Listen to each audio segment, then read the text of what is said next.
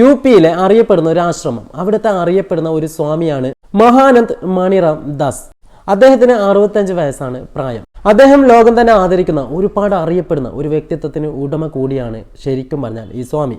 അദ്ദേഹത്തെ കാണാനും അദ്ദേഹത്തിൽ നിന്ന് ആശീർവാദം വാങ്ങിക്കുവാനും ദിനം പ്രതി ഒരുപാട് ആളുകൾ അവിടെ എത്തുകയും അവരുടെ ബുദ്ധിമുട്ടുകളും പരാതികളും ഒക്കെയും തന്നെ സ്വാമിയെ ധരിപ്പിക്കുകയും അതിൻ്റെ അടിസ്ഥാനത്തിൽ തന്നെ അവർക്ക് എന്തെങ്കിലും പ്രതിവിധി സ്വാമി തന്നെ ഉണ്ടാക്കി നൽകുകയും അതിലുപരി ഒരുപാട് ആളുകളെ സന്തോഷിപ്പിക്കുകയും അദ്ദേഹം ചെയ്യുമായിരുന്നു.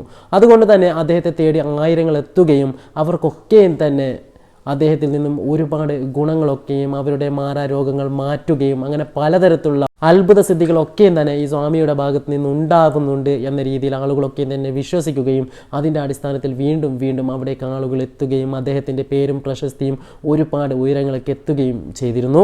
ഒരുപാട് പൈസയുള്ള ആളുകൾ, അതേപോലെ തന്നെ രാഷ്ട്രീയ നേതാക്കന്മാർ, അങ്ങനെ പല ആളുകളും ഇവരുടെ ആശീർവാദത്തിനായി കാത്തു നിൽക്കുകയും ഇവർക്ക് വേണ്ടി എന്തും ചെയ്യാൻ തയ്യാറായി നിൽക്കുകയും ചെയ്യുമായിരുന്നു.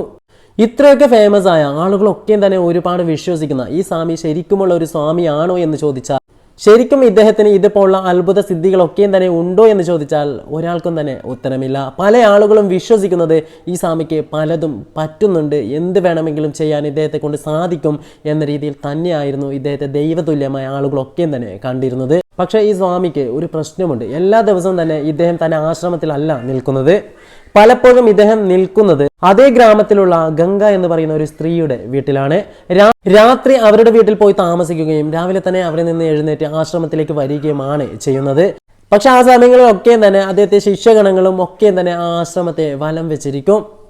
പക്ഷേ ഈ സ്വാമി തന്നെയാണ് അവിടെ പോകുന്നത് എന്നത് കൊണ്ടും രാത്രി എന്താണ് അവിടെ നടക്കുന്നത് എന്നതിനെക്കുറിച്ച് ആരും തന്നെ ശ്രദ്ധിച്ചിരുന്നില്ല. കാരണം ഈ സ്വാമി എവിടേക്കെങ്കിലും പോകുന്നുണ്ടെങ്കിൽ അതിൽ എന്തെങ്കിലും കാര്യമായ കാരണങ്ങൾ ഉണ്ടാവുമെന്ന് പല ആളുകളും ചിന്തിച്ചിരുന്നു. കാരണം അത്രയ്ക്കും ബഹുമാനമായിരുന്നു, അത്രയ്ക്കും വിശ്വാസമായിരുന്നു നാട്ടുകാർക്കൊക്കെയും തന്നെ ഈ സ്വാമിയെ. ഈ ഗംഗ എന്ന് പറയുന്ന സ്ത്രീക്ക് 50 വയസ്സുണ്ട് പ്രായം. ഈ സ്വാമിക്കാണെങ്കിൽ 65 വയസ്സും.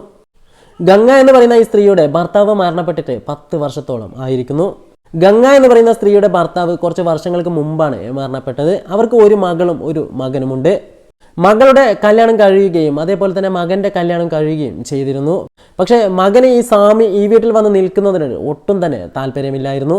പക്ഷേ അത് സ്വാമി ആയതുകൊണ്ടും ഒരുപാട് ആളുകൾ ബഹുമാനിക്കുന്ന, അനുസരിക്കുന്ന, ഇഷ്ടപ്പെടുന്ന ആളായതുകൊണ്ടും അദ്ദേഹത്തോട് മുഖത്ത് നോക്കി ഇവിടെ വരണ്ട എന്ന് പറയുവാനുള്ള ധൈര്യം ആ മകനും ഉണ്ടായിരുന്നില്ല. അങ്ങനെ ഇരിക്കെയാണ് ഈ മകനോട് മകൻ്റെ സുഹൃത്ത് ഒരു ദിവസം ഒരു കാര്യം പറയുന്നത്. നിന്റെ അമ്മയും ആ സ്വാമിയുമായിട്ട് അരുതാത്ത ഒരു ബന്ധമുണ്ടെന്നും അതിൻ്റെ അടിസ്ഥാനത്തിൽ തന്നെയാണ് ആ സ്വാമി എല്ലാ ദിവസവും നിങ്ങളുടെ വീട്ടിൽ വന്ന് താമസിക്കുന്നത് എന്നും അത് നാട്ടിലൊക്കെയും തന്നെ അറിഞ്ഞു തുടങ്ങിയിരിക്കുന്നു എന്നും പല ആളുകളും ഇതിനെക്കുറിച്ച് പറയുന്നുണ്ടെന്നും മകനോട് പറയുന്നു. ദേഷ്യവും സങ്കടവും വന്ന മകൻ എന്താണ് സത്യാവസ്ഥ എന്ന് മനസ്സിലാക്കാൻ വേണ്ടി ആ ദിവസം രാത്രി ഉറങ്ങാതെ തന്നെ അവിടെ നിൽക്കുകയും ചെയ്യുന്നു. പക്ഷേ സ്വാമിയും അമ്മയും ഒക്കെയും വിചാരിച്ചത് മകൻ ഉറങ്ങിയിട്ടുണ്ട് എന്ന രീതിയിലും എല്ലാവരും ഉറങ്ങി എന്ന് മനസ്സിലാക്കിയതിന് ശേഷം ഈ അമ്മ സ്വാമിയുടെ മുറിയിലേക്ക് പോകുന്നതും അവിടെ വെച്ച് കഥ കടക്കുന്നതും ഇവന് കാണാൻ സാധിച്ചു. ഈ കാര്യങ്ങളൊക്കെയും തന്നെ മനസ്സിലാക്കിയ മകന്റെ ഭാര്യ നിങ്ങളുടെ കുടുംബത്തിൽ നിൽക്കാൻ എനിക്ക് താല്പര്യമില്ല എന്നും ഇങ്ങനൊരു സ്ത്രീയുടെ മകനെ എനിക്ക് വേണ്ട എന്നും അതുകൊണ്ട് തന്നെ ഞാൻ സ്വന്തം വീട്ടിലേക്ക് പോവുകയാണെന്നും പറഞ്ഞ് മകന്റെ ഭാര്യ അവിടെ നിന്ന് ഇറങ്ങി സ്വന്തം വീട്ടിലേക്ക് പോവുകയും ചെയ്തു. സ്വന്തം ഭാര്യയെ നഷ്ടപ്പെടുകയും അതോടൊപ്പം തന്നെ നാട്ടിൽ മുഴുവനും ചീത്തപ്പേരാവുകയും ചെയ്തതിൻ്റെ അടിസ്ഥാനത്തിൽ തന്നെ മകന് ഒരുപാട് ദേഷ്യം വരികയും മകൻ അമ്മയോട് കലഹിക്കുകയും പ്രശ്നത്തിലേർപ്പെടുകയും ചെയ്യുന്നു. പക്ഷെ ആ സമയത്ത് അമ്മ മകനോട് വളരെ വിഷമത്തോടെ സങ്കടത്തോടെ കണ്ണീരണിഞ്ഞുകൊണ്ട് പല കാര്യങ്ങളും തുറന്നു പറയുന്നു. അമ്മ പറഞ്ഞത് ഈ സ്വാമിയും ഞാനും ചെറുപ്പം മുതലേ ഒരേ നാട്ടിലായിരുന്നു ജനിച്ചതും വളർന്നതും. എൻ്റെ കല്യാണത്തിന് ശേഷമാണ് എന്നോടുള്ള ഇഷ്ടം ഈ സ്വാമി തുറന്നു പറയുന്നത്. പക്ഷേ ആ സമയത്ത് തൻ്റെ കല്യാണം കഴിഞ്ഞെങ്കിലും ഇദ്ദേഹത്തിൻ്റെ പലതരത്തിലുള്ള പ്രലോഭനങ്ങളിൽ പെട്ടുപോവുകയും ഇദ്ദേഹത്തിന് വഴങ്ങിക്കൊടുക്കുകയും ചെയ്തു. ആ സമയത്താണ് എൻ്റെ ഭർത്താവ്, അതായത് നിൻ്റെ അച്ഛൻ, എന്നെ ഈ നാട്ടിലേക്ക് കൊണ്ടുവരുന്നത്. ഇവിടെ ഞങ്ങൾ സ്ഥലം വാങ്ങിക്കുകയും ഇവിടെ താമസം ആരംഭിക്കുകയും ചെയ്തു. പക്ഷേ കുറച്ച് ദിവസങ്ങൾക്ക് ശേഷം തന്നെ അതേ സ്വാമി ഈ നാട്ടിലെത്തുകയും ഇവിടെ വെച്ച് ആരും അറിയാതെ ഞാനുമായി പലതവണ ബന്ധം സ്ഥാപിക്കുകയും ചെയ്തു. ആ സമയത്ത് അദ്ദേഹത്തിന് ജോലിയൊന്നും ഇല്ലാതിരുന്നത് കൊണ്ട് തന്നെ ഇവിടെ ഉണ്ടായിരുന്ന ഈ ആശ്രമത്തിലെ സ്വാമിയുടെ അനുയായി ഒപ്പം ചേരുകയും ചെയ്യുന്നു. അങ്ങനെ ഒരുപാട് വർഷം ആ സ്വാമിയോടൊപ്പം തന്നെ ഇദ്ദേഹം നിൽക്കുകയും ആ സ്വാമിയിൽ നിന്ന് ഒരുപാട് കാര്യങ്ങൾ പഠിക്കുകയും ആളുകൾക്ക് മുമ്പിൽ നല്ല രീതിയിൽ തന്നെ അഭിനയിക്കുകയും ചെയ്തതിൻ്റെ അടിസ്ഥാനത്തിൽ ഇദ്ദേഹത്തിനും ഒരുപാട് പരിഗണന പരിഗണന ലഭിക്കുകയും അവസാനം ആ സ്വാമി മരണപ്പെട്ടപ്പോൾ ഈ ആശ്രമത്തിൻ്റെ മൊത്തം ചുമതലയും ഇവിടുത്തെ മൊത്തം കാര്യങ്ങൾ നോക്കുവാനുള്ള അവകാശവും ഇദ്ദേഹത്തിന് തന്നെ ലഭിക്കുകയും ഇദ്ദേഹം അറിയപ്പെടുന്ന ഒരു സ്വാമിയായി മാറുകയും ചെയ്തു. പക്ഷേ ആ സാഹചര്യങ്ങളിലൊക്കെയും തന്നെ ഇദ്ദേഹം പലപ്പോഴും ഞാനുമായി ബന്ധപ്പെടുമായിരുന്നു. ഞാൻ പലപ്പോഴും ഇദ്ദേഹത്തിൻ്റെ അടുത്തേക്ക് പോകുവാൻ വേണ്ടി ഇദ്ദേഹം പല സമയത്തും നിർബന്ധിച്ചിരുന്നു. പല സമയത്തും ഭീഷണിയെ തുടർന്നും അതല്ലെങ്കിൽ ഇത് പുറത്തു പറയുമെന്ന ഭയത്തെ തുടർന്നും ഞാൻ അദ്ദേഹം പറയുന്നതൊക്കെയും തന്നെ അനുസരിച്ചു. പക്ഷേ ഇപ്പോൾ ഭർത്താവൊക്കെ മരണപ്പെട്ടു, എനിക്കും വയസ്സായി, അദ്ദേഹത്തിനും വയസ്സായി, മക്കളൊക്കെ ഉയർച്ചയിലെത്തി, ഇനിയും ഇത് തുടരാൻ പാടില്ല എന്ന് അദ്ദേഹത്തോട് ഞാൻ എല്ലാ ദിവസവും തന്നെ കെഞ്ചി പറയുമായിരുന്നു. പക്ഷേ പലപ്പോഴും അദ്ദേഹം എന്നെ ഭീഷണിപ്പെടുത്തുകയും സ്വന്തം വീട്ടിലേക്ക് വരികയും ഇങ്ങനെയൊക്കെ ചെയ്യുകയുമാണ് ചെയ്യുന്നത്. ശരിക്കും പറഞ്ഞാൽ എന്ത് ചെയ്യണമെന്ന് എനിക്കറിയില്ല. എനിക്ക് ഇതിൽ നിന്ന് മോചനം വേണം എന്ന രീതിയിൽ ആ അമ്മ കരഞ്ഞുകൊണ്ട് ആ മകൻ്റെ അടുത്ത് തന്നെ നിൽക്കുന്നു. ഞാൻ കാരണം നിന്റെ ജീവിതമടക്കം തകരാറിലായി എന്ന് എനിക്കറിയാം. പക്ഷേ ഞാനല്ല ഇതിനൊക്കെയും തന്നെ കാരണം. ആ സ്വാമി തന്നെയാണ് തന്നെ ഭീഷണിപ്പെടുത്തി ഇതൊക്കെയും തന്നെ ചെയ്യിപ്പിക്കുന്നത്.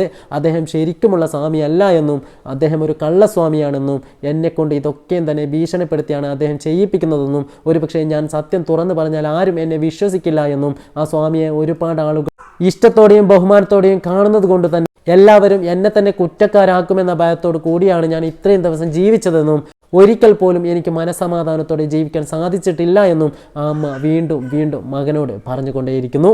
ഇതൊക്കെയും കേട്ട് ആകെ തകർന്നു പോയെങ്കിലും ആ മകൻ അമ്മയോടൊപ്പം തന്നെ നിൽക്കുകയും അവർ രണ്ടുപേരും ചേർന്ന് ഒരു തീരുമാനത്തിലെത്തുകയും ചെയ്യുന്നു. അന്ന് രാത്രി തന്നെ പതിവ് പോലെ ആ സ്വാമി ഇവരുടെ വീട്ടിലേക്ക് എത്തുകയും ചെയ്യുന്നു.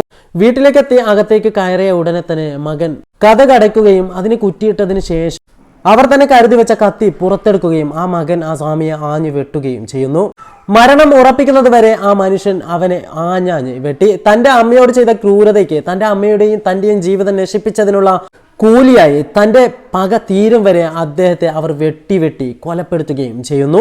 ശരിക്കും പറഞ്ഞാൽ ഈ സ്വാമിയിൽ ഒരുപാട് വിശ്വാസമുണ്ടായിരുന്ന നാട്ടുകാരും അതേപോലെ തന്നെ പല ആളുകളും അദ്ദേഹത്തെ വിശ്വസിച്ചിരുന്ന ഒരുപാട് VIPs ഒക്കെയും തന്നെ ഈ സ്വാമിയുടെ യഥാർത്ഥ മുഖം കണ്ട് ഞെട്ടിപ്പോവുകയും ചെയ്തു.